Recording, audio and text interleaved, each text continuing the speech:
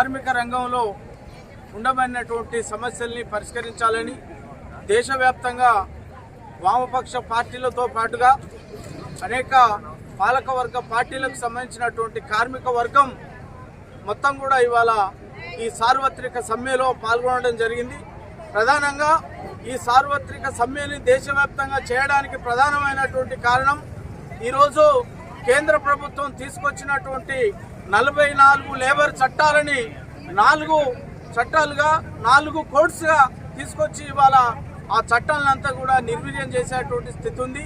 అంతేకాకుండా ఫ్యాక్టరీలలో అనేకమైనటువంటి కార్మికుల శ్రమ దోపిడీ చేస్తూ 12 గంటల పని దినాన్ని రాష్ట్రంలో 10 గంటల పని దినాన్ని అమలు చేసేటువంటి ఒక పరిస్థితి ఉంది. కాబట్టి ఇవాళ మొత్తం కూడా 8 గంటల పని దినాన్ని అమలు చేయాలి, కార్మికుల సమస్యల్ని పరిష్కరించాలి.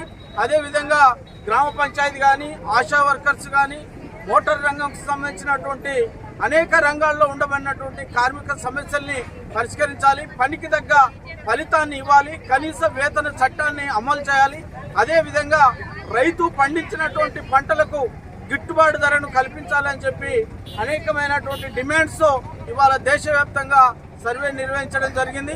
అందులో భాగంగానే ఈరోజు పాకాల కొత్తగూడ సెంటర్లో ఆశా వర్కర్స్, అంగన్వాడీ కార్మికులు అంతా కలుపుకొని ఇవాళ పెద్ద ఎత్తున ధర్నా కార్యక్రమాన్ని నిర్వహించడం జరుగుతూ ఉంది. కాబట్టి